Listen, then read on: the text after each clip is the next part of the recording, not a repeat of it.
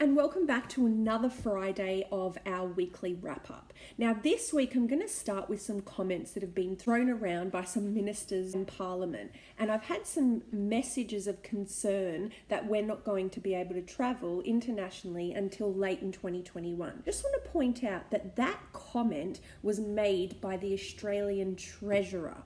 Now if you look at the Minister of Tourism, who's Simon Birmingham, he's made comments that hopefully by the end of this year, Australians are going to be able to travel to New Zealand. Now that is up to the New Zealand Prime Minister. He's also hoping though that this will be a blueprint allowing a two-way travel between us and other low-risk countries. The Prime Minister, he has mentioned that they're actually discussing we're going to have a travel bubble, and the countries within this travel bubble are going to be the Pacific Islands, Japan, Singapore, South Korea, and possibly Vietnam.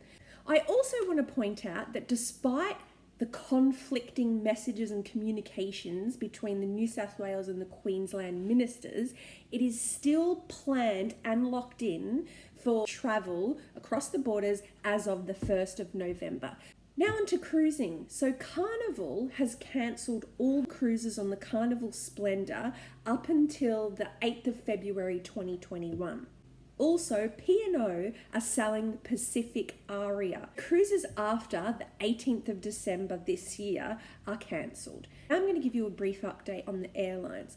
I also want to give you some information on how airlines are actually diversifying during this crazy time.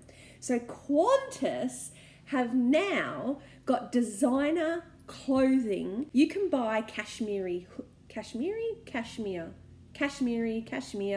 hoodies, t-shirts, sweaters, and its starting prices is from $150. So now they've got their own clothing range.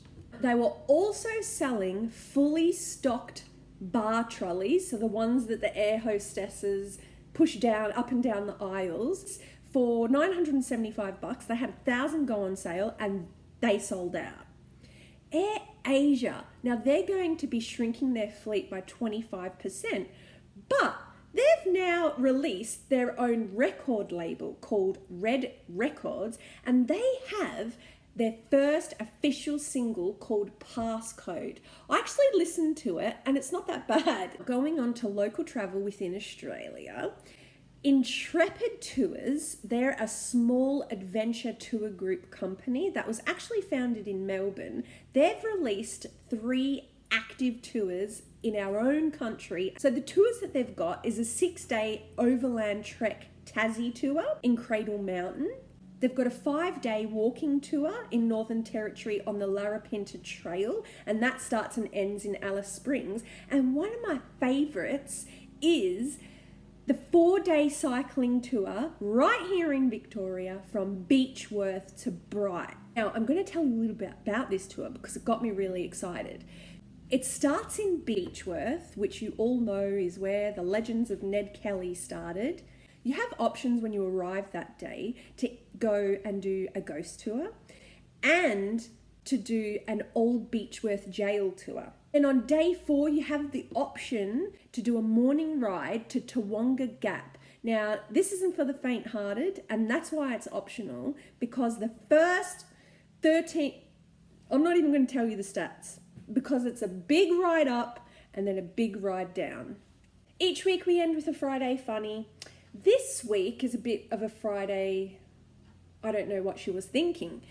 A Canadian woman recently sent back 2 ceramic tiles that she took, or I should say smuggled home with her from her visit in Pompeii 15 years ago. She just recently sent them back to a travel agency that's located right near Pompeii, with a note saying that these ceramic tiles have brought her bad luck for the last 15 years. You know that so many things have been stolen from Pompeii and then returned by guilty travellers years later, that they've actually opened up a museum with all the stolen artefacts. Now that's crazy. A museum full of artefacts that were stolen. I never saw that when I went to Pompeii. That's our wrap up done, and I'll be back next week. Bye.